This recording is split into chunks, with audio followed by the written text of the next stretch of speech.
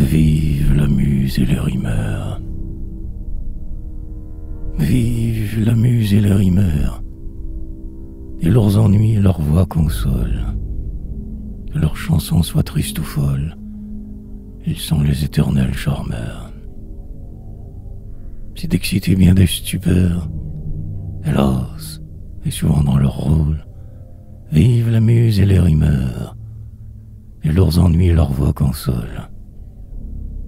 Eux seuls vont bravant les clameurs, et, dans les querelles d'école, ils ont pour glaive la parole. De l'idée, ils sont les semeurs. Vive la muse et les rimeurs.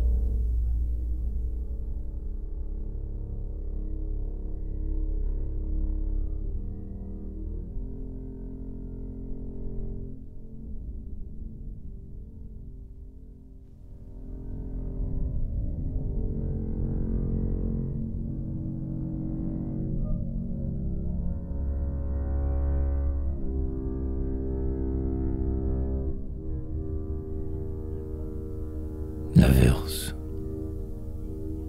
Plic-ploc, plic-ploc. L'eau des vallées, changeant les ruisseaux en rivières. Rapidement chacun filait. Plic-ploc, plic-ploc.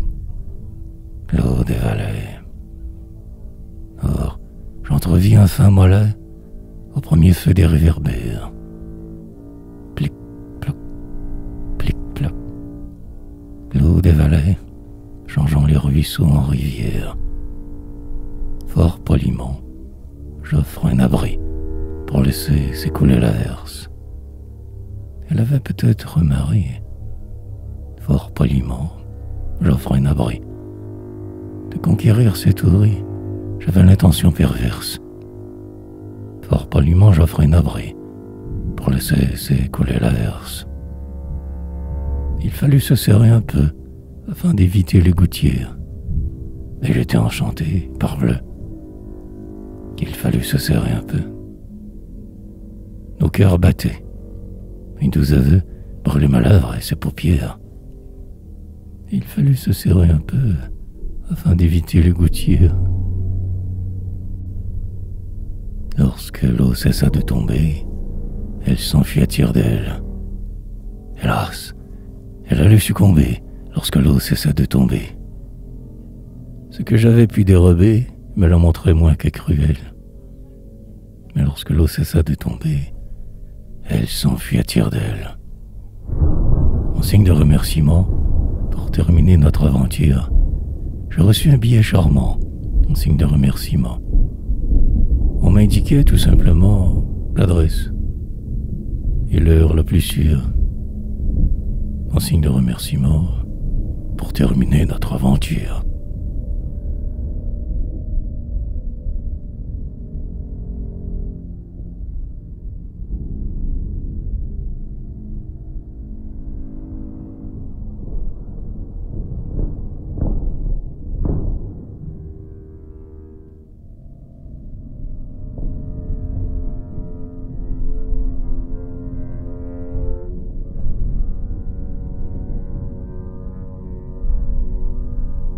Réveillon.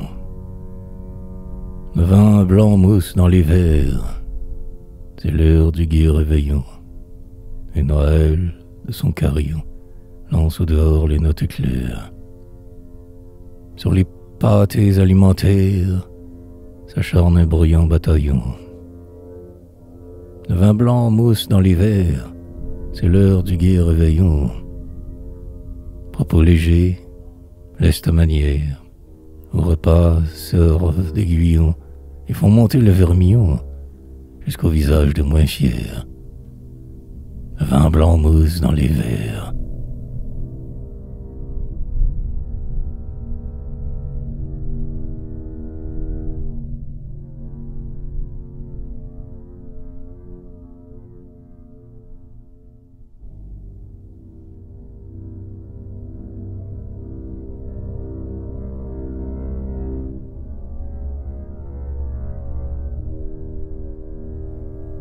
Beauté de la femme, charme des folles nuits éblouissant poème, éternel idéal, fleur de mysticité. Ô femme, j'ai compris d'où te vient la beauté, d'en rayonne ton front fait pour le diadème. La parose de ta chair beau servir de thème, on n'en dira jamais toute la pureté, et ton corps où, parfois, s'endort la volupté, en reçoit pour toujours une grâce suprême. Mais, si l'on doit aimer la courbe de tes flancs, la superbe rondeur de tes seins aussi blancs que la neige des monts, le lit sous l'asphodèle, si l'on rêve de tes cheveux longs et soyeux, ce qu'il faut admirer qui te rend si belle, déesse, c'est surtout la splendeur de tes yeux.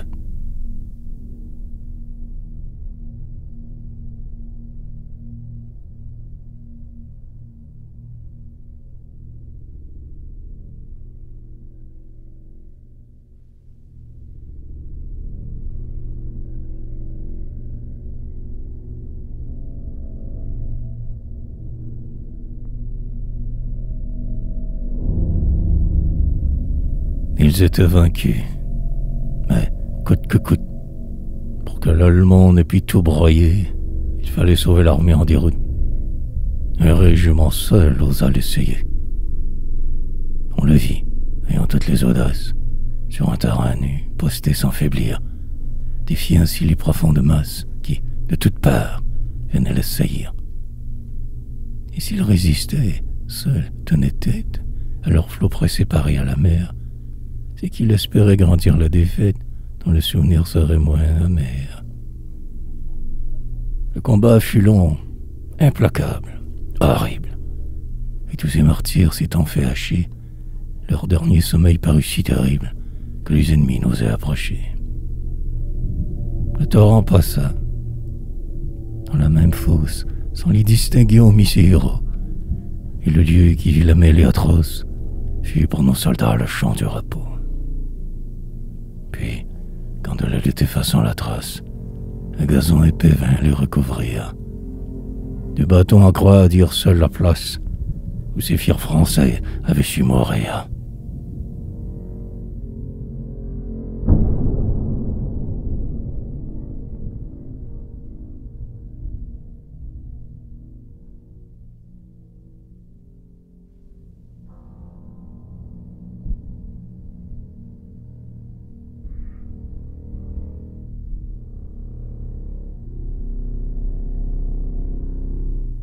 Or, 12 ans après, sur cette colline que les Allemands voudraient oublier, la petite croix ayant pris racine était devenue un grand peuplier. Dans ses longs rameaux brillait l'espérance. Son fait élevé qu'on voyait verdir, aux cœurs alsaciens rappelait la France, qui dans le malheur avait su grandir. Un matin que tout était près d'éclore, ayant du printemps senti les frissons, que les oiseaux saluaient l'aurore dans le peuplier plein de leurs chansons. Tandis que montait la brise attiédie, on vit des Prussiens passer stupéfaits. Au sommet de l'arbre, une mère hardie avait osé mettre un drapeau français. Pendant 4 jours, en roi de l'espace, il cingla, vainqueur, les cieux emporprés. Pas un Alsacien, malgré la menace, ne voulut toucher à ses plis sacrés. En vain des soldats tentaient l'aventure. Ils flottaient toujours par les vents petits. On dut ordonner, pour venger l'injure, que le peuplier serait abattu. Le tronc fut haché jusqu'au ras de terre. Mais, le lendemain, sur ce fier débris, les lourds Allemands, blêmes de colère, lurent en français « Mort pour son pays ».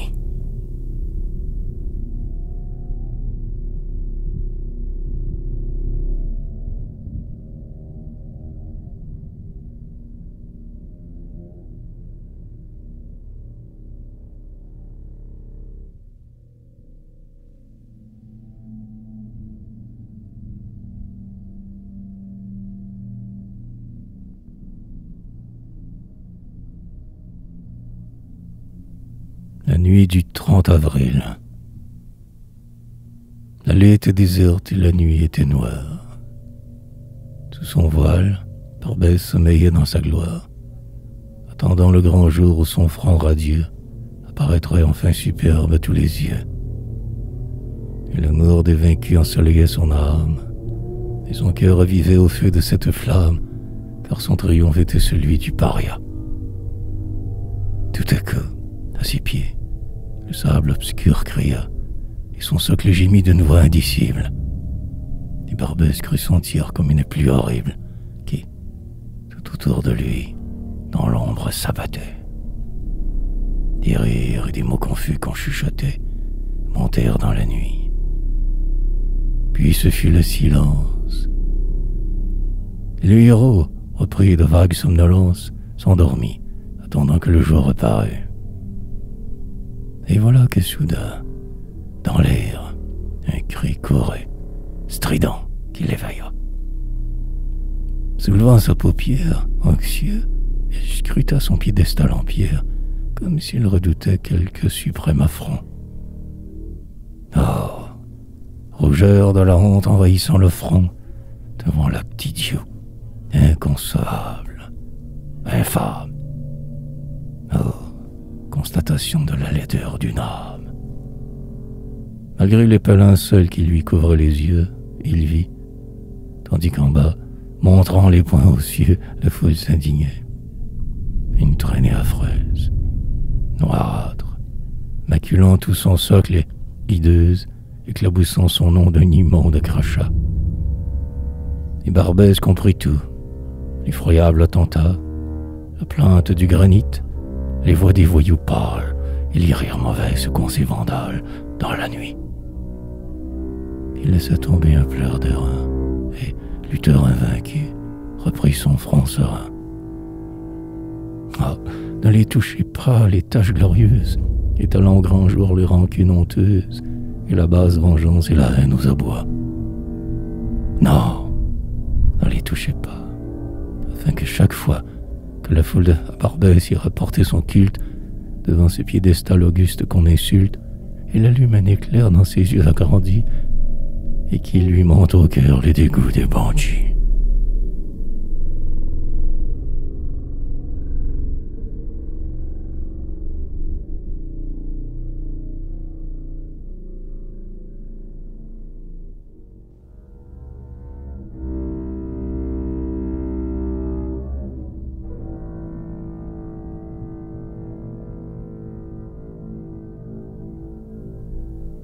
La cité de Carcassonne.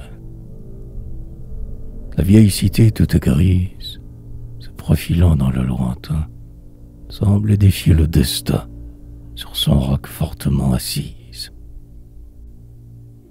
Le voyageur, plein de surprises, n'ose couvrir de son dédain la vieille cité toute grise, se profilant dans le lointain.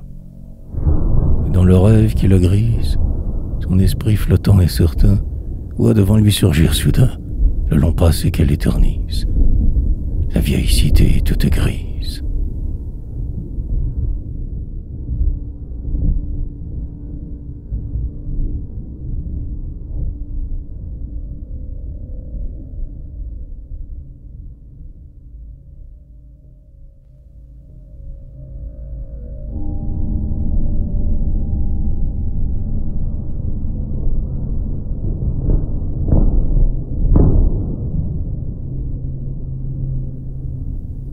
Le tric-trac seul des tisserands trouble le calme de Silice. Les lézards gris, sans artifice, s'y promènent en conquérant. Les touristes aux pas errants, courant surtout aux édifices, le tric-trac seul des tisserands trouble le calme de Silice. Partout les lierres adhérents bouchent des murs les interstices, et ce lieu qui vit des supplices jette aux échos indifférents les tric-trac seuls des tisserands.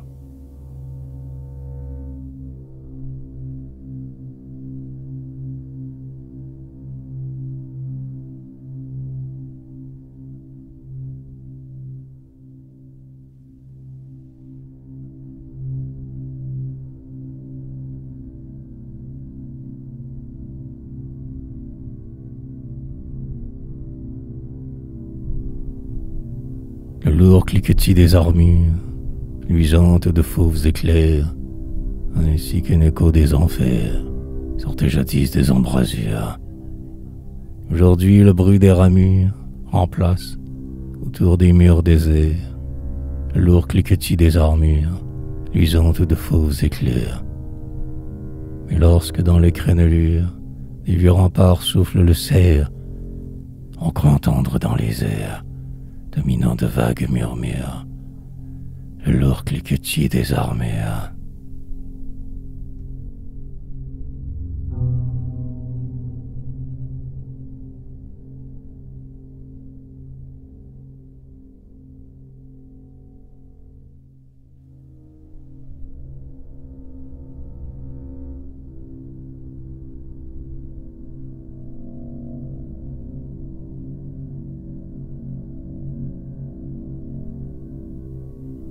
Les lugubres oiseaux de nuit doivent cuver des saturnales, au creux des voûtes ogivales, où dans l'ombre leur œil leur alluit.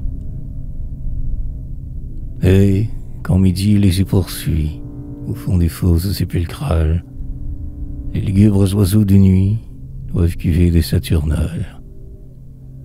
Le vautour devant qui tout fuit plane sur les tours colossales, et ses notes gutturales va réveillant le réduit, les lugubres oiseaux de nuit.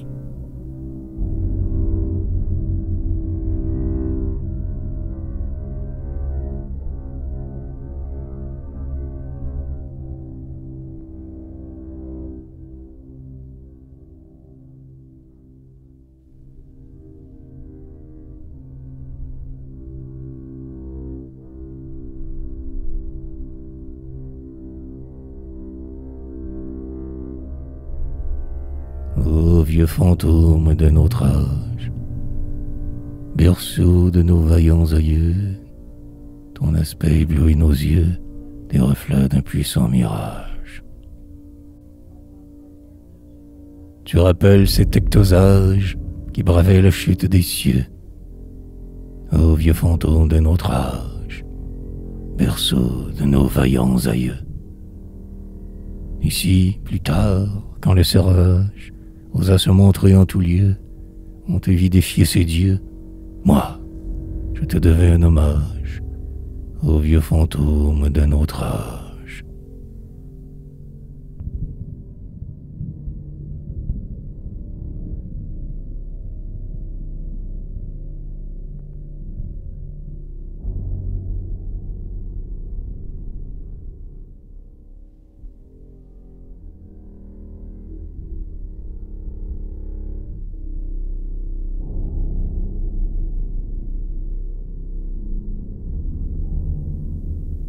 Villanelle du nouveau-né, le petit bébé tout rose avagit, sanglant, menu, au fond de la chambre close. Avec son teint de chlorose, il a l'air bien saugrenu, le petit bébé tout rose. Mais on le métamorphose en baignant son corps charnu au fond de la chambre close. Déjà, l'adorable chose. On aime cet inconnu, le petit bébé tout rose. Effaré, le père n'ose marcher. Il semble ingénu au fond de la chambre close. Il va, vient, tourne sans cause, heureux qu'il soit bienvenu, le petit bébé tout rose. Dans le berceau qu'on dispose, la mère a vu l'enfant nu, au fond de la chambre close. Et, joyeuse, elle repose, couvant d'un œil soutenu, le petit bébé tout rose, au fond de la chambre close.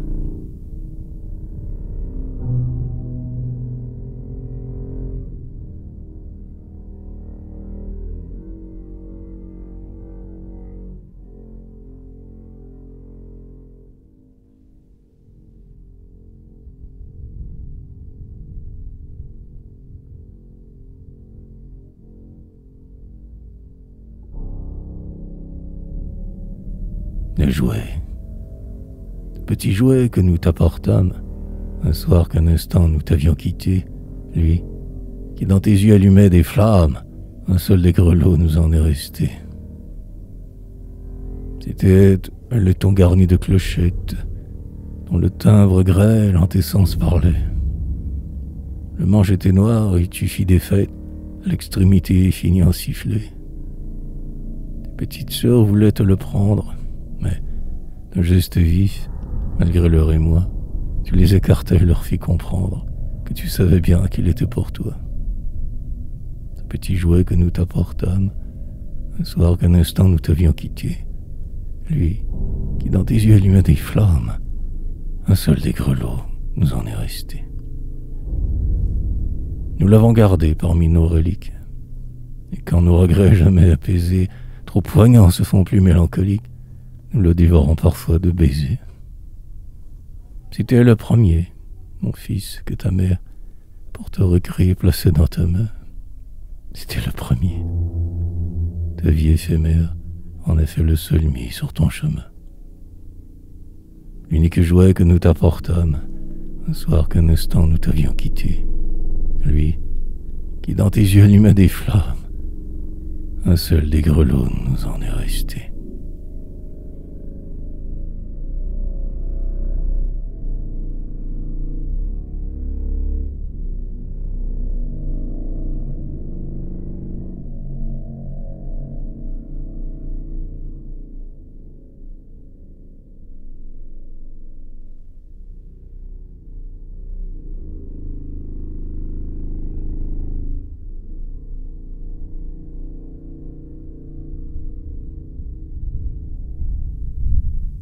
Un rêve déçu.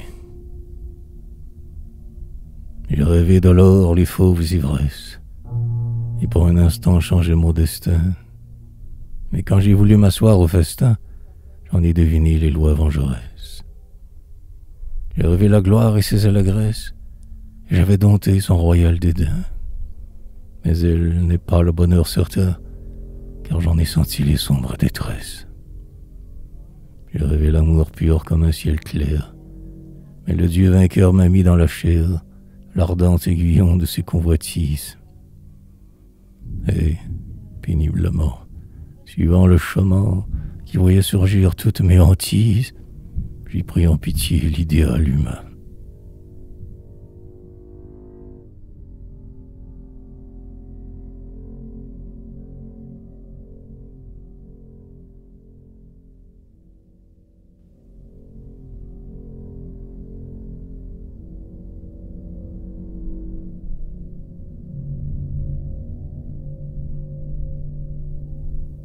Spleen. Le tic-tac de la pendule perce mon isolement. Dans ma chambre où, lentement, la nuit suit le crépuscule. Vers l'âtre où le tison brûle, j'étends mes pieds mollement. Le tic-tac de la pendule perce mon isolement.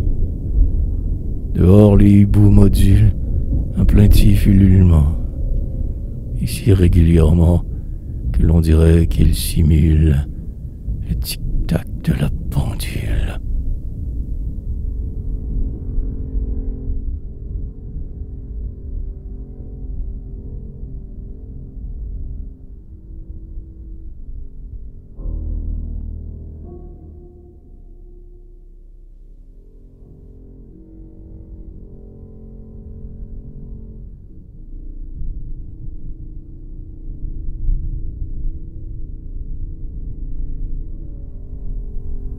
Dans le vague qui m'oppresse, pris comme en un morne étau, on dirait que mon cerveau se complaît dans sa détresse. Dans l'implacable tristesse, je sens le subtil réseau. Dans le vague qui m'oppresse, pris comme en un morne étau. Mais je songe à ma jeunesse, qui fuit lambeau par lambeau, tandis qu'un hideux tombeau semble se dresser sans cesse dans le vague qui m'oppresse.